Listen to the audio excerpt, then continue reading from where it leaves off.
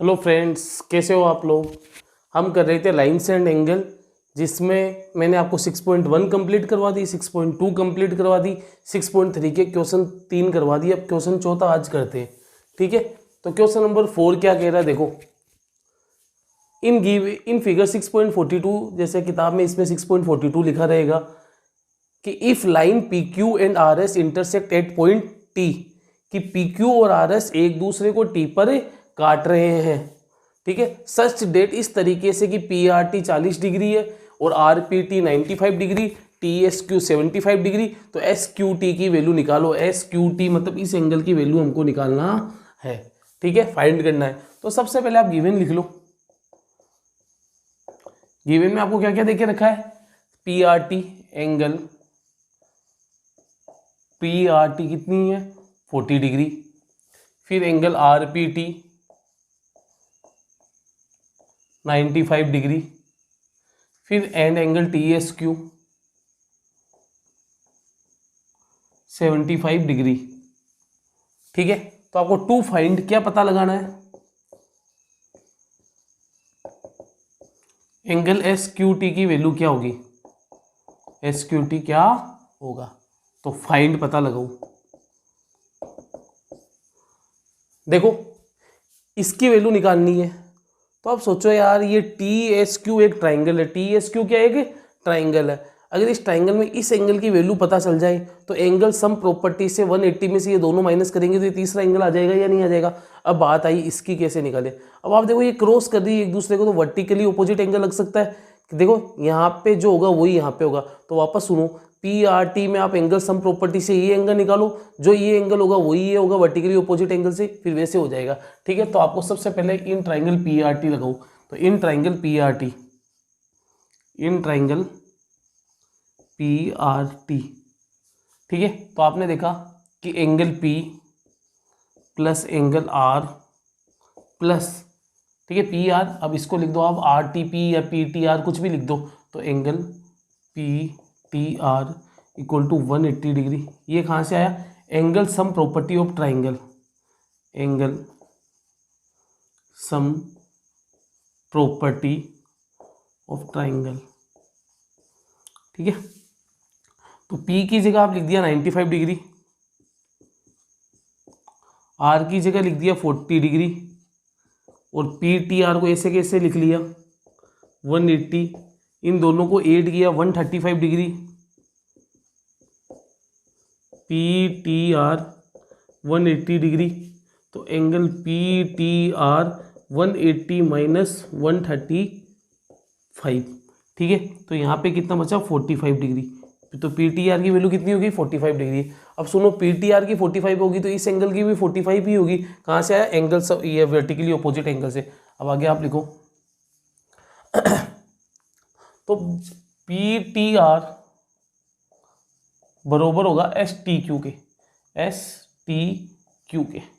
कहाँ से हुआ, वर्टिकली अपोजिट एंगल, शॉर्टकट में लिख रहा हूँ वर्टिकली अपोजिट एंगल, ठीक है। आपको फुल फॉर्म में लिखना है। पी टी आर की वैल्यू 45 डिग्री है, तो क्या एस टी क्यू की भी वैल्यू 45 होगी या नहीं होगी। अब मेरी बात सुनो, ये 45 है, ये भी 45 है। अब ये दो पता चल गया तो तीसरा पता चल जाएगा। अब आपको इस ट्राइंगल में जाना है एस टी क्यू में।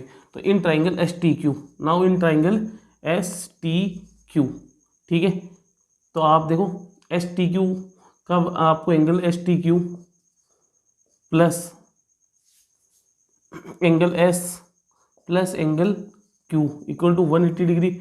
वापस angle sum property, angle sum property of triangle लिख लेना, ठीक है। तो एस टी क्यू की अभी अभी वैल्यू पता चली 45 डिग्री, एस की वैल्यू 75 डिग्री पता है आपको, क्यू को ऐसे कैसे ही लिखा 180, ठीक है। तो क्यू 180 माइनस इन दोनों को ऐड कर लेना, 70 और 40 110 और 5 5 10, तो 120। तो एंगल क्यू इक्वल टू कितना आ जाएगा 60 डिग्री। और ये आपको निकालना था। देखो क्यू, क्यू बोलो या एस क्यू टी बोलो बात एक ही है, क्यू बोलो या एंगल एस क्यू टी बोलो बात एक ही है, 60 डिग्री, ठीक है। एस क्यू टी बोलो या सिर्फ क्यू बोलो, निकालना तो इस एंगल की वैल्यू है ना। तो इस हिसाब से आपका क्वेश्चन नंबर 4 कंप्लीट हो गया, ठीक है। एकदम सिंपल क्वेश्चन था। सबसे पहले आपको पीआरटी ट्राइंगल देखना था। पीआरटी ट्राइंगल में 180 में से दोनों को माइनस किया तो ये वाला एंगल आ गया। जब ये वाला एंगल पता चल गया तो वर्टिकली ऑपोजिट एंगल से ये पता चल गया और वापस एंगल सम प्रॉपर्टी इस ट्राइंगल में लग गया और 180 में से इन दोनों का सम माइनस किया तो ये क्यू 60 डिग्री आ गया। ठीक है, तो ये क्वेश्चन नंबर 4 था, इसको उतारो। अब अपन करते हैं question number 5।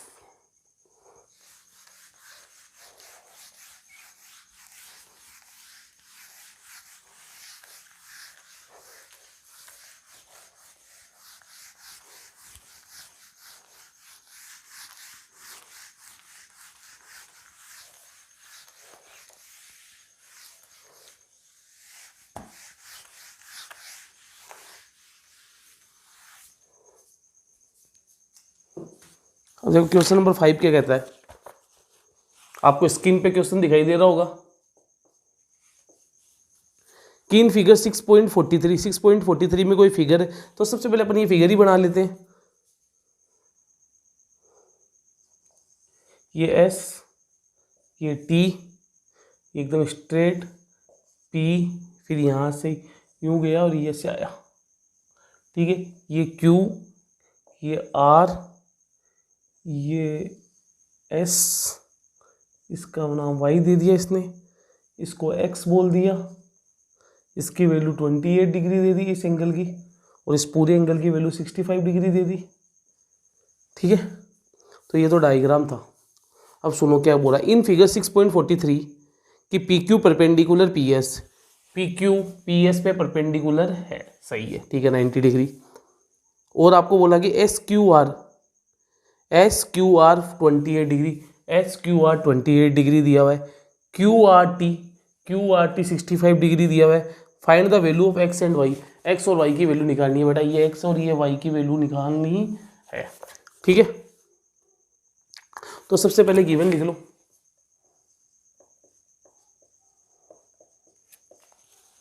Given Q R T 65 degree, Q R T कितना है 65 डिग्री। एक तो चीज़ ये दी हुई है आपको, एक आपको इंपॉर्टेंट चीज़ दी है कि पी क्यू और एस क्यू आर की value 28 degree, angle S Q R equal to 28 degree. और आपको दिया हुआ है कि P Q perpendicular S R, P Q parallel S R, P Q S R के पैरेलल है और P Q parallel P S, perpendicular P S, P Q perpendicular है पी एस पे। ये चीज़ ये find the value of X and Y, X और Y की वैल्यू निकालनी है। अब सुनो, तो 2 फाइंड लिखे सबसे पहले, एक्स क्या होगा एंड वाई क्या होगा ये निकालना है।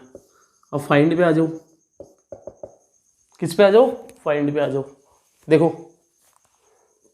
सबसे पहले एक्स और वाई की निकालना है, तो एक बात बताओ, पी क्यू क्या एस आर के पैरेलल है क्या, पी क्यू किसके पैरेलल है, एस आर के। Since P Q parallel S R, P Q क्या है एस आर के पैरेलल है, सो इसीलिए हम कह सकते हैं, एक बात बताओ, जब कभी भी दो लाइन पैरेलल और ऐसे ट्रांसवर्सल जाए तो ये अल्टरनेट इंटीरियर एंगल इक्वल होते हैं या नहीं होते। तो बेटा जब ये दोनों पैरेलल है, यहाँ से ये ट्रांसवर्सल का काम कर रही है तो जेड बन रहा है, देखो यहाँ पे जेड बन रहा है, ये देखो यहाँ पे जेड बन रहा है या नहीं बन रहा है। तो जब यहाँ पे जेड बन रहा है तो ये पूरा एंगल और ये पूरा एंगल इक्वल होगा या नहीं होगा, ये पूरा इस छोटे वाले के बरोबर में करते हैं ना, पूरे के बरोबर होना चाहिए क्योंकि इस पैरेलल लाइन के टच होना जरूरी है। तो ये पूरा और ये पूरा बरोबर होगा। तो अब आप लिखोगे क्या, एंगल पी क्यू आर बराबर होगा एस आर टी के, किसके, एस आर टी के। कहाँ से हुआ ये, alternate interior angle, interior angle. ठीक है, तो अब पी क्यू आर की वैल्यू क्या है, देखो पी क्यू आर किससे बना है, एक्स और 28 दोनों से मिलके बना है, तो एक्स प्लस 28 डिग्री, ठीक है, equal to S R T का सिंगल 65 डिग्री दिया है, तो X equal to 65 minus 28, 35 2 37 degree. X की वैल्यू कितनी आ गई 37 डिग्री। तो एक्स की वैल्यू तो फाइंड कर ली, अब वाई की वैल्यू फाइंड करना है। अब आप ट्राइंगल कौन सा देखो, पी एस क्यू ट्राइंगल को देखो, एक 90 मेरे को पता है, एक एक्स की अभी अभी वैल्यू मैंने निकाली 37, क्या एंगल सम प्रॉपर्टी से वाई की वैल्यू आ जाएगी नहीं क्या। तो अब आप आओ, नाउ इन ट्राइंगल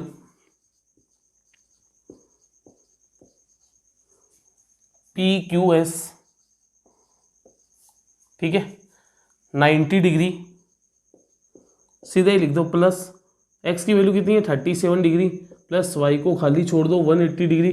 कहाँ से लिखा, angle sum property, angle sum property of triangle, ठीक है। इसको यहाँ पे सोल्व करते हैं। अब सुनो बेटा, y को पहले इन दोनों को ऐड कर लो, 90 और ये 30 कितना हुआ 120 और 7 127 degree, plus y equal to 180, y को इधर रखा 180 माइनस 127 y, ठीक है। तो ये कितना बचा अपने 5 और 3 53 डिग्री। तो therefore x equal to 37 degree, x equal to 37 degree and y equal to 53 degree. तो फाइंड हो गया या नहीं हो गया। तो ये था आपके क्वेश्चन नंबर 5।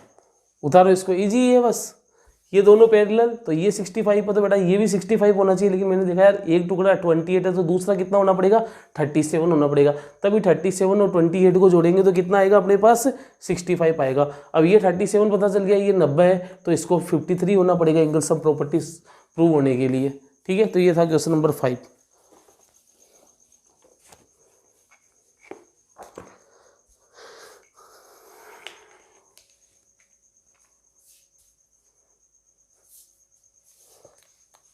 इस एक्सरसाइज का लास्ट क्वेश्चन और साथ ही इस चैप्टर का भी लास्ट क्वेश्चन करते हैं, क्वेश्चन नंबर 6।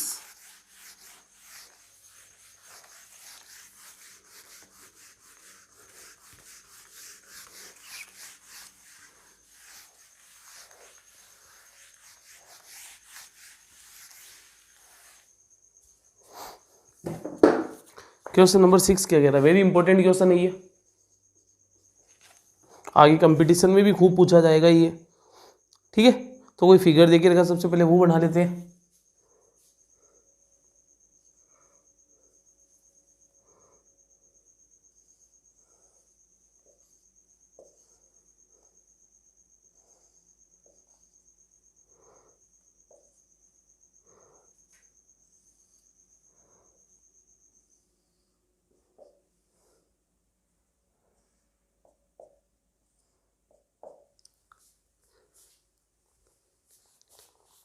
देखो अब क्या लिखा है, in figure 6.44 the side Q R of triangle P Q are produce two point S.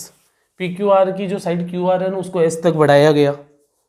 आगे if bisector of P Q R and P R S meet at point T, P Q R का bisector और P R S का bisector T पे मिलता है, तो ये bisector का साइन है, मतलब ये दोनों इक्वल है।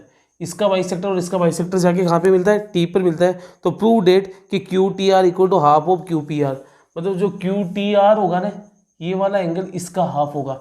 ये एक स्टेटमेंट आपको याद भी रहना चाहिए बेटा, जब कभी भी किसी भी ट्राइंगल का एक इंटीरियर एंगल का बाइसेक्टर और बाहर का एंगल बाइसेक्टर जहाँ पे जाके मिलता है, तो जहाँ पे जो कोण एंगल बनेगा वो इसका हमेशा आधा होगा। अब हमको यहाँ पे ये देखना है कि ये हमेशा आधा ही क्यों होता है, तो गिवन लिखते हैं। गिवन क्या लिखेगा, Q T and R T, Q T and R T R the bisector of angle PQR and PRS, ये लिख लिया। अब अपन करते हैं टू प्रूव। क्या करना अपन को, टू प्रूव में क्या करना, angle QTR equal to half of angle QPR। QTR किसका हाफ है, QPR का। अब आ जाते हैं प्रूफ पे, ठीक है। तो बेटा इसको सोल्व करना है अपन को, प्रूव करना है। तो ये दोनों एंगल बरोबर है तो क्या मैं इसको x मान सकता हूँ, ये दोनों बरोबर है तो क्या इसको y और इसको y मान सकता हूँ, ठीक है मान सकता हूँ। एक प्रॉपर्टी यहाँ पे याद रखना, जब कभी भी किसी ट्राइंगल में बाहर अगर कोई एंगल बनाया जाए तो वो ऑलवेज अंदर वाले ऑपोजिट एंगल के बराबर होगा, सम के बराबर होगा। मतलब ये 20 डिग्री है, ये 20 डिग्री है तो ये 40 डिग्री होगा। तो exterior angle is always equal to sum of interior opposite angle. जो एक्सटीरियर एंगल होता है ना वो हमेशा अंदर के ऑपोजिट एंगल के सम के बराबर ही होता है। वो प्रॉपर्टी यहाँ पे अपन को लगानी पड़ेगी जिसे हम एक्सटीरियर एंगल प्रॉपर्टी कहते हैं। ठीक है, तो मैंने देखा कि सबसे पहले आप ये ट्राइंगल पकड़ो, कौन सा, ये वाला T Q are, triangle T Q are पकड़ो और इसमें एक बाहर का एंगल क्या है, वाई। तो in triangle T Q are, in triangle T Q are, मैंने कौन सा ट्राइंगल पकड़ा, टी क्यू आर पकड़ा। अब टी क्यू आर में बाहर का एंगल कौन सा, सिर्फ ये सिंगल वाला वाई। सिर्फ टी क्यू आर को देखो और आप देखोगे कि ये बाहर का एंगल कौन सा है, वाई। तो in triangle T Q R Y equal to, अभी अभी मैंने बोला था जो बाहर का एंगल होता है वो अंदर के एंगल के अंदर के ऑपोजिट एंगल के सम के बराबर होता है। तो ये वाई किसके बराबर होगा, इसके और इस एंगल के। तो इस एंगल का कोई नाम नहीं है तो इसको टी बोलेंगे, और इस एंगल का छोटे वाले का पता अपन को एक्स। तो एक्स प्लस एंगल टी कहाँ से आया, exterior angle property, exterior angle property से आया। सुनो, तो इस ट्राइंगल को पकड़ा मैंने अभी, इसको पकड़ा और जब देखा तो ये एक बाहर एंगल वाई बना, और वाई किसके बराबर होगा, इस छोटे वाले और इस छोटे वाले के बराबर, इन दोनों के सम के बराबर। ठीक है, अब मैं पकड़ूंगा ट्राइंगल पी क्यू आर। अब पी क्यू आर में बाहर का कौन सा बेटा, ये बड़ा वाला, और अंदर के दो कौन से, एक तो ये और एक ये। ठीक है, तो in now in triangle P Q are,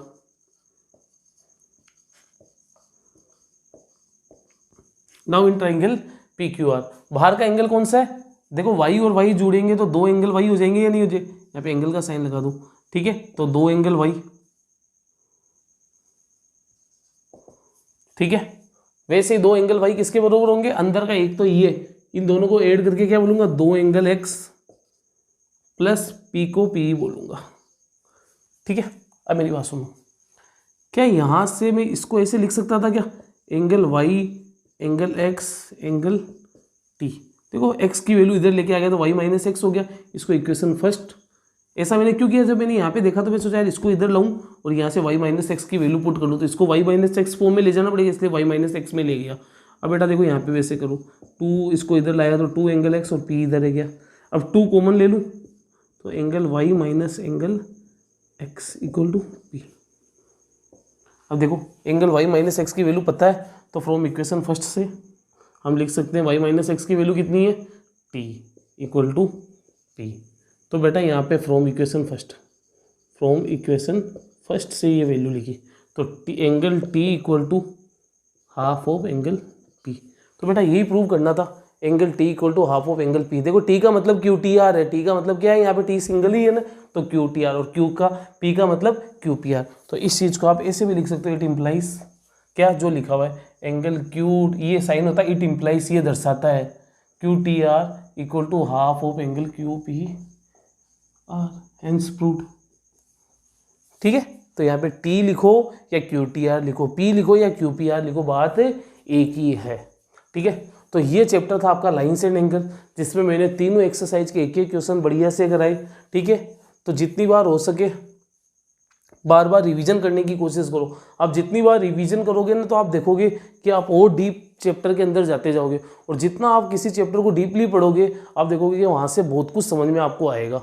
ठीक है, तो इस चैप्टर को आपको बढ़िया से पढ़ना है, एकदम बेसिक से पढ़ाने की कोशिश की मैंने इस चैप्टर को, आपको पूरा क्लियर करके चलना है। Thank you.